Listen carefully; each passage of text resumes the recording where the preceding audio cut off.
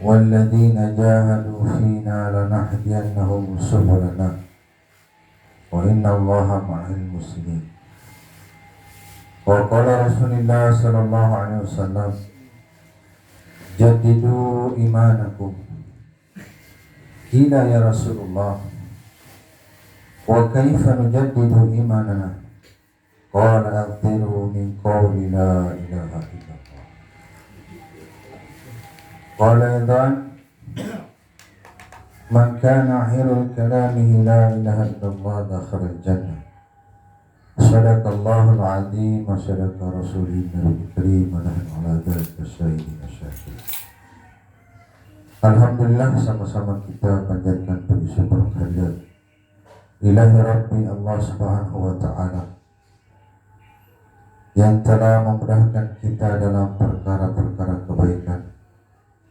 Allah Subhanahu wa Ta'ala mudahkan kita dalam amal-amal agama, sehingga di pagi hari ini Allah Subhanahu wa Ta'ala masih beri kita kesempatan, kesehatan, kekuatan, sehingga bisa berkumpul di tempat ini, di tempat yang penuh dengan barokah, tempat yang penuh dengan kemuliaan, yaitu tempat di mana majelis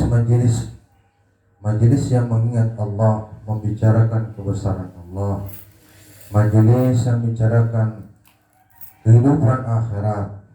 Maka majelis seperti ini majelis yang dibangga-banggakan Allah di hadapan para malaikat. Kemudian orang-orang yang ada dalam majelis itu Allah SWT berikan sakinah, ketenangan jiwa. Allah ampuni dosa-dosa, bahkan dosa kedua orang tua kita, Allah Subhanahu wa Ta'ala ampuni. Inilah hadirin akan Allah kemuliaan yang Allah berikan kepada orang-orang yang mau ingat, orang-orang yang mau membicarakan kebesaran Allah, membicarakan keagungan Allah Subhanahu wa Ta'ala. Hadirin jamaah sekalian, kita bersyukur Allah Subhanahu wa Ta'ala masih bangunkan kita ya dari tidur semalam ya. Sebagian orang ada yang tidur tapi tidak bangun-bangun lagi. Ada juga yang tidur tapi tidak bergerak lagi. Masya Allah. Ini kasih sayang Allah kepada kita, hadirin Allah. Kita ini masih Allah berikan nafas ya. Allah masih gerakkan tubuh kita. Ini tanda kasih sayang Allah kepada kita. Maka kita hadirin Allah, pagi hari ini insyaallah kita akan membicarakan kebesaran Allah, mana Allah Subhanahu wa Ta'ala yang telah menciptakan 7 lapis langit, 7 lapis bumi. Dan di antara keduanya hadirin Allah, inilah ciptaan-ciptaan Allah Subhanahu wa Ta'ala, yang nampak, yang tidak nampak. Semuanya adalah ciptaan Allah Subhanahu wa Ta'ala. Allah menciptakan suasana dan keadaan, suasana sedih, suasana gembira ya? Suasana sehat, suasana sakit, suasana baik, suasana buruk. Ini semua adalah ciptaan Allah Subhanahu wa Ta'ala, semua dalam kekuasaan Allah Subhanahu wa Ta'ala. Mungkin kemarin kita sehat-sehat, hari ini Masya Allah sakit. Inilah ketetapan Allah. Dan sakit itu ulama sampaikan hadirin Allah, itulah hadiah.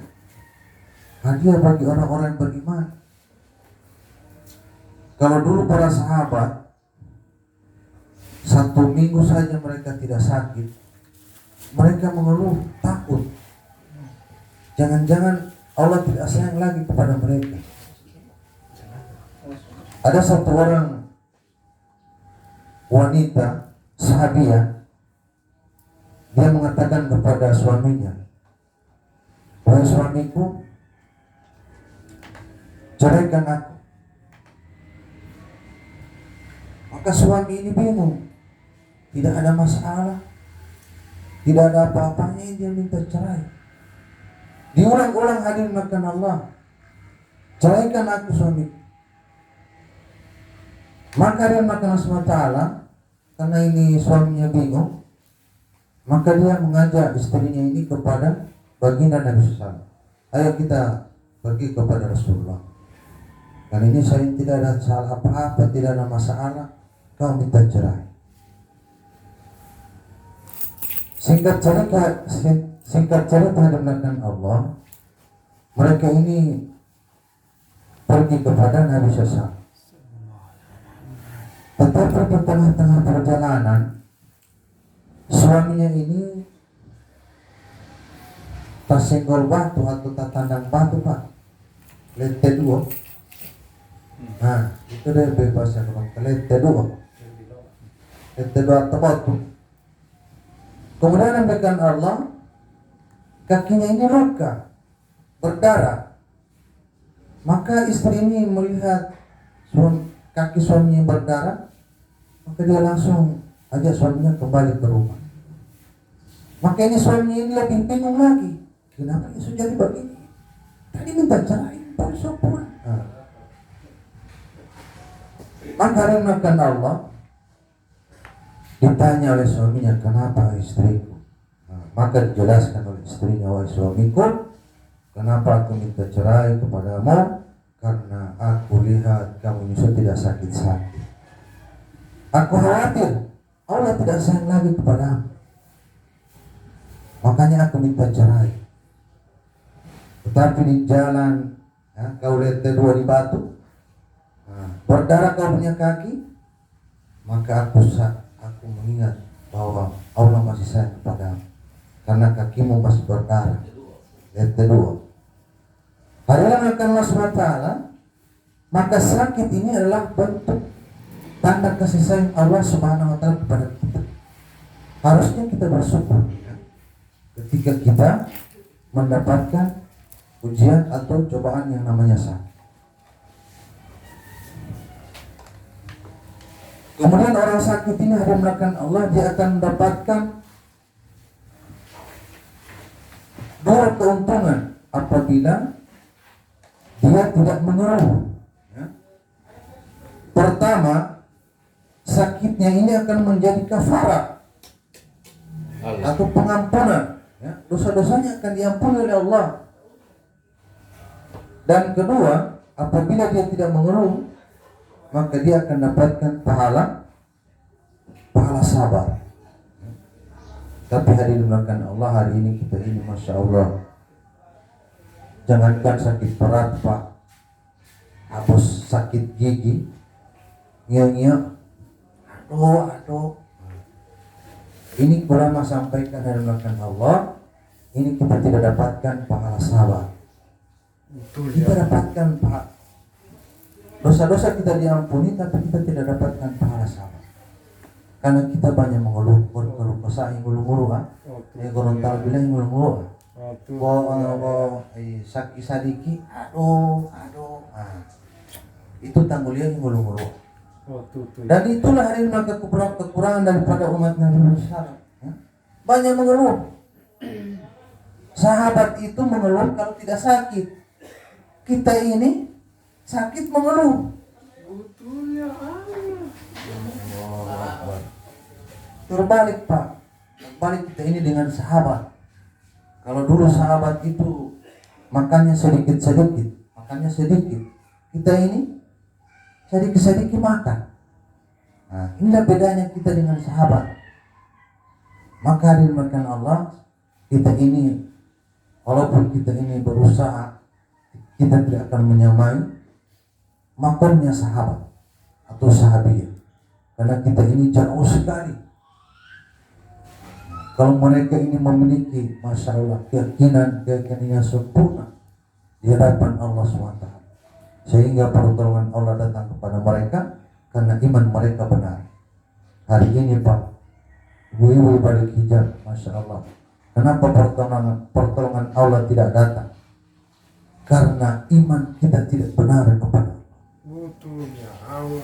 Hari ini Masya Allah kita tidak ada beras di rumah.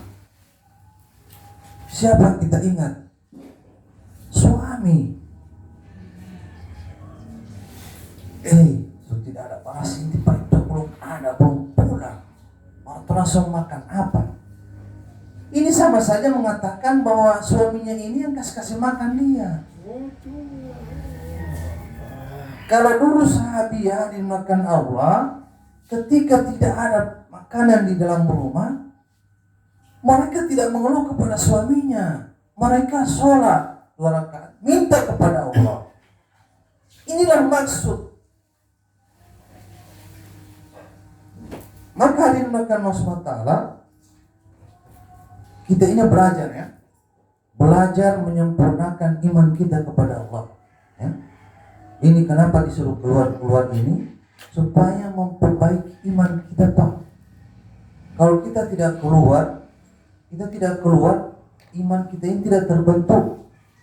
Sebagaimana Nabi Musa alaihissalam, dia itu sudah mondok kepada Nabi Shu'aib selama 10 tahun Pak, bukan 3 hari. 10 tahun mondok. Ketika dia keluar, cuma dapat ujian sedikit saja, dia gentar. Ketika Allah perintahkan, wahai Musa, lemparkan tongkatmu. Tiba-tiba tongkat itu berubah jadi ular. Ini Nabi Musa 10 tahun bicara iman yakin. Ketika bertemu dengan praktek iman, dia gentar, goyang. Duito, gentarnya duito. Tuli dia mangoti. Inilah makna daripada kita keluar hadirin Allah SWT untuk menyempurnakan iman kita kepada Allah. Ya.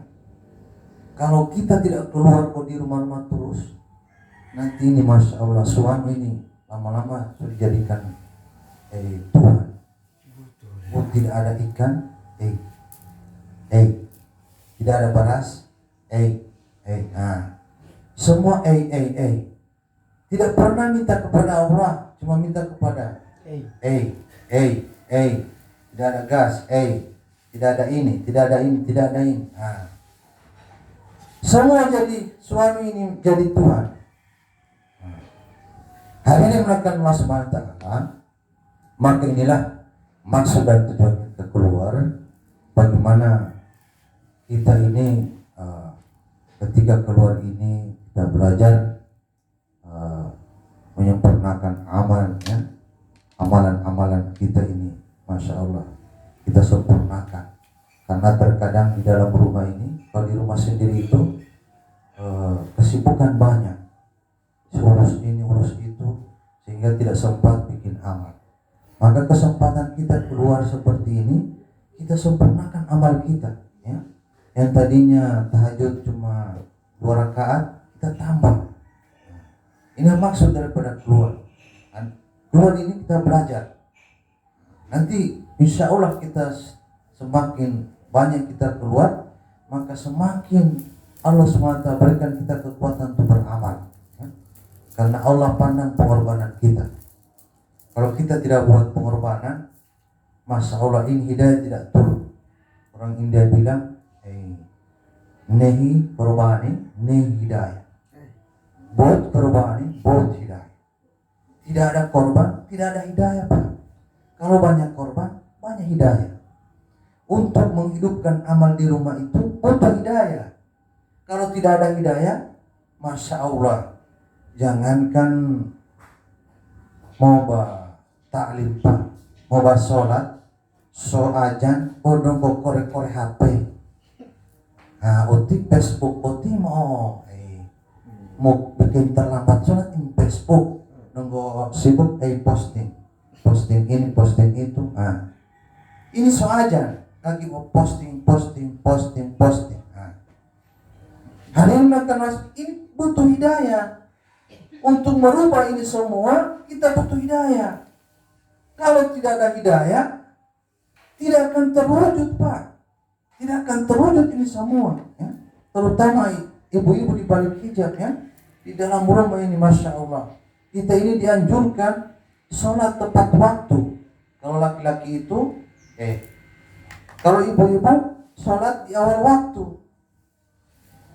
Jadi begitu semua azan, so siap-siap mau tuh. Nah, kalau terang ibu-ibu sekarang, masya Allah, DP perkembangan pesat. Nah, sebelum azan, so Facebook so mulai tak buka. Karena so selesai pekerjaan rumah kan, mama apa. Nah, Facebook so mulai tak buka. So azan, so mulai sibuk posting ini, makan ini. Nah, sampai kamat, so kamat, ini masih posting. Itu urusan gila. Hari ini makan Allah SWT untuk merubah ini semua, kita butuh hidayah. Dan hidayah tidak akan dapatkan tanpa kita berusaha, kita korban. Sebagaimana Allah SWT katakan, Allah tidak akan merubah satu kaum sebelum kaum itu merubahnya. Maksudnya apa yang dimakan Allah? Kita harus ada ikhtiar bagaimana kita dapatkan ini.